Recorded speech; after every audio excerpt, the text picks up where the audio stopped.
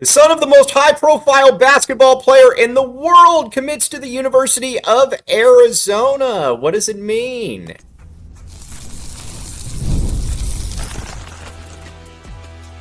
You are Locked On Wildcats, your daily podcast on the Arizona Wildcats. Part of the Locked On Podcast Network, your team every day. Thanks for keeping it locked on Wildcats and making this your first listen of the day. I am your host, Mike Luke. All right.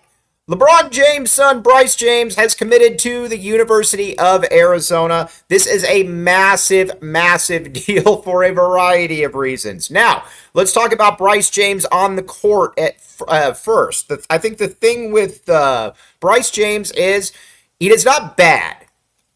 This is going to take some time. This is kind of the epitome of a player that's probably about the 220th best player in the class, something like that. But he's got some potential. This isn't like you're just taking this isn't like you're taking the Tabellis brother and saying, well, I guess here we go. So he's got some potential, and it sounds like the camp knows that, this is a little bit of a different career trajectory than Bronny. Now you could say, well, Bronny, he is, say whatever you want, but Bronny was a fairly talented player. Again, not a top 10 player in his class, but a legitimate top 25 to top 50 type player. Wouldn't surprise me if he does have some NBA success at some point. Bryce isn't as far along. He's not as athletic as Bronny. So there's clearly that. But this is obviously something, though, that about any school in the country would take Bryce James, and for a variety of reasons. Now, having LeBron James around the program, you can't buy that free publicity. That's something that is going to be very, very good for the University of Arizona. The other thing, too, that with Bryce James is who can you also bring with? And that's where it becomes interesting, because Klutch Agency is the most powerful agency in basketball. They're also somebody that Koa Peat. You might know of Koa Peat. Koa Peat is with Klutch as well. They were all visiting here for the Duke game, so there is a lot that goes into all of this. Now, we've talked about this ad nauseum. The thing with this 2025 Arizona basketball class is this is one that Tommy Lloyd had to hit the ball out of the park. He had to be able to bring in multiple players. He had to be able to bring in multiple guys that could all play, and that could all play at a high level. And Bryce James, he's not going to be one of those immediate impact players, but it does sound like behind the scenes that that camp knows that, and there's a realization of that. So I don't think that they expect him to come in and play 32 minutes per game or whatever the case may be. But having Klutch with you is a massive factor, because again, that's only going to help. Wow, as far as bringing other kids there. And the thing that's pretty cool about it, too, is that they went on a lot of different visits. And when it came down to it, I think that Bryce felt most comfortable around Tommy Lloyd. And that's something that, if you're Tommy Lloyd, you got to be pretty proud of. Because one thing we've always talked about on this show is I've never understood why Tommy Lloyd, doesn't really necessarily recruit at a higher level. With high school kids, because Tommy Lloyd's a pretty cool dude. He's a pretty down-to-earth guy, pretty easy guy to get along with. But either way, maybe this is a little bit of the turning point there. So Bryce James, he's got more of a project. But it's also not like you're taking, I got to be very clear about this, it's not like you're taking somebody that has no potential of ever being good.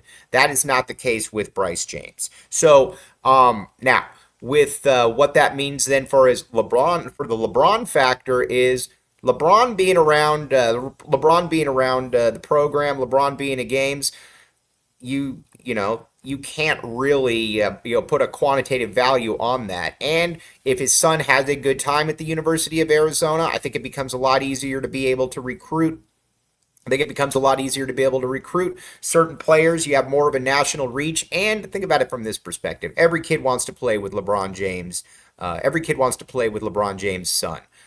There's really no other way around that. They want to play with LeBron James, or they want to be around LeBron James, because if you're around LeBron James, then you're going to have other eyes on you as well. So this is like I said, it's a very big commit. I know some people are going to say, well, he's only rated, what. But you have to look at it from a bigger strategic factor as well as to what all of this means. And I think that's a part that that's going to be very, very interesting to see how this plays out. But this is a big one, though. This is a big one. This is Tommy Lloyd. This is Tommy Lloyd and the staff thinking outside the box. Again, a big shout out to Jack Murphy. Got to give a huge shout out. We like Jack Murphy a great deal on this show. Jack Murphy is the man. And this is something that whenever something like this hits, it's generally Murph working like 75 to 80 hours per week, and making everything pay off. So there's obviously that. Now we're going to get into some of the other factors here, because trust me, there are some other factors. But first,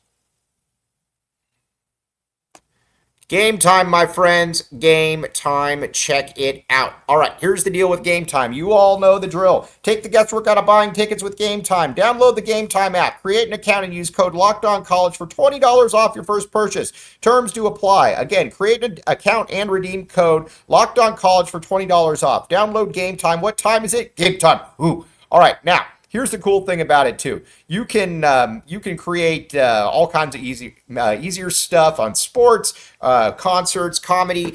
I know a bunch of people that have used this not just for sports. I think there's the idea that, oh, you just use it for sports. No. You can use it for a variety of different endeavors, concerts, music, like I said. And that is the great thing about Game Time. So again, check it out at Game Time. Another one of these ones, you are going to thank me later.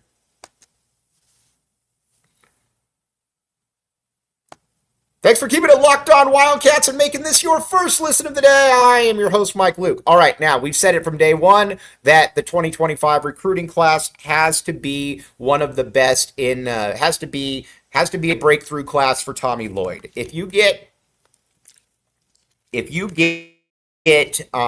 do I put this? If you get Dwayne Aristod, Bryce James, and again, I think this can only help with Koa Peat, because Koa Peat's a clutch player, and you can get and if you could get somebody like like an Elijah Arenas, and again, you got 3 5-star dudes. There's kind of where you're at that point. And again, I think that it takes a lot of the pressure off of Tommy Lloyd, because people can look at it and say, man, he did a really nice job there bringing in all those players. That is that's something that I think you got to really factor in and say to yourself that, a breakthrough. Because if you look at, if you look at this year's team, the one thing about it, there's just, there's just not a ton of raw natural talent. There's some good players, but there's just not a ton of raw natural talent. You look at this squad and, you look at this squad, and it's a below-the-rim team. There's not a ton of athleticism. The only guy that can consistently get his own shot whenever he wants is Caleb Love. He's going to be moving on, obviously. So you've got to replenish the talent on this team. And by replenishing the talent, that's kind of across the board. You've got to be able to put players on there that you've got to be able to get guys that are NBA players that can get to the bucket, that could get that can get to the bucket, and that give you a margin for error. Koa Peat gives you a margin for error because, again, he's an athletic guy that can finish around the bucket. He's only going to be here 1 year, but Arizona is going to use him well. 16-7, something like that. I think that he's a really, really good player. Then Elijah Arenas, if you can get him in as well, because again, Gilbert Arenas likes attention as well, and there's nothing wrong with that, but Gil likes attention, and his son, it might be the best guard in the entire class. He's that type of player. He is that good. Gil is Gil, and imagine seeing Gil and LeBron James at games, how cool that would be. And again, his kid is a one and done as well. This would be a different team that Tommy Lloyd would be coaching, and I think that would be the exciting part. And also the thing that we can't forget about is Dwayne Aristod.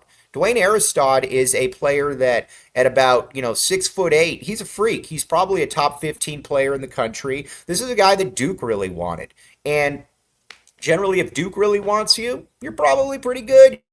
You're probably pretty talented. Aristod, though, another one. He's already in there. So I think that we're kind of forgetting a little bit about just kind of what this just kind of means for Arizona. this class, though. And Dwayne Aristod is somebody that we have definitely not probably given enough credit to this coaching staff for getting. So you got to factor him in as well. But overall, though, Aristod, Elijah Arenas, Koa Peat, Bryce James, sign me up. Now, there is another player that a lot of people ask me about, and I will give you my opinion about him and how this all factors in here in just a second. But first, FanDuel, my friends, FanDuel, check it out. All right, here's the cool thing at FanDuel. You can put down for just $5, and you can get $250 in free plays if you're a new customer and that bet hits. All right, now with FanDuel, the other thing about it, too, you got college football here, you got the NFL here, you got college basketball here, you got the NBA here. Everything that you want, FanDuel has. Check it out. Again, I think FanDuel, the great thing about FanDuel as well is that you just know that this is like I said, it's trusted, it's been around, everybody uses it, and there's no gimmicks. You get in there, you know what? You think that you got a pretty good idea, get in there, and get a little bit of money. So again, check it out at FanDuel, my friends. FanDuel.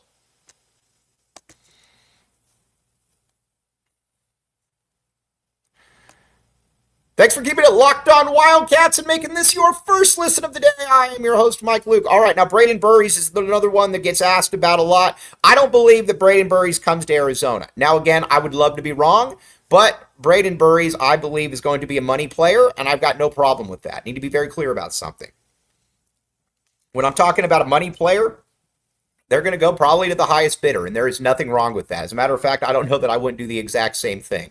I think there's this idea that, so-and-so is just playing for the money. Yeah, you're 18 and somebody's offering you $2 million, take it. I'm not going to be the one that begrudges you for that at all. It makes total sense to me. All right, but I don't necessarily think that they get him. So what does this mean then from the Bryce James perspective?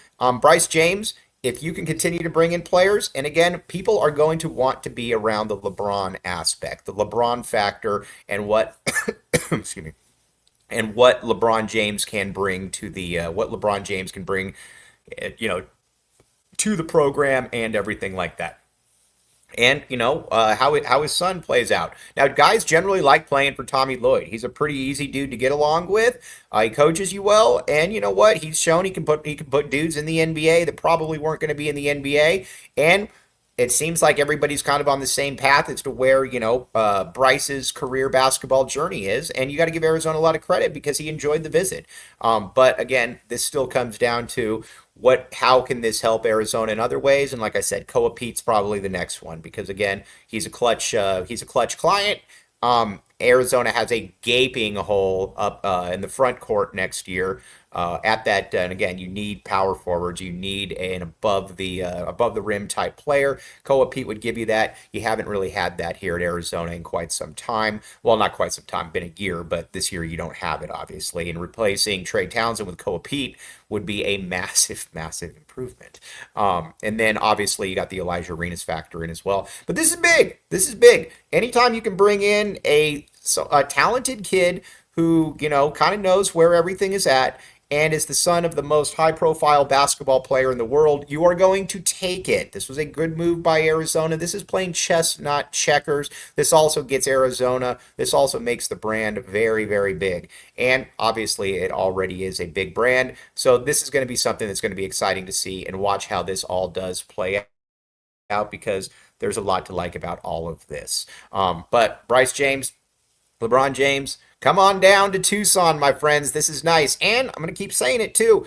He's got some potential. He can move fairly well. He's got a pretty good understanding for the game. It's just going to take him a little bit of time, but he can get there. He's taller than Bronny. He's not nearly as explosive as Bronny, not as good as Bronny, but he can play a little bit. And, maybe as the time he's a junior, he becomes a player for Arizona.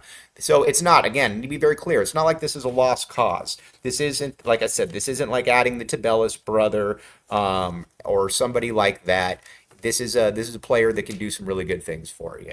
But all right, now we just wanted to have an emergency pod on that because, again, this was a massive deal for the University of Arizona. Now, we're going to be back with you talking more about this tomorrow. We're going to be talking more about, we'll get into a little bit of Arizona football. We are a football school, as you all know, and all kinds of good stuff. But on that note, very much appreciate you making Locked On Wildcats your first listen of the day. I'm your host, Mike Luke. Bear down, back the A.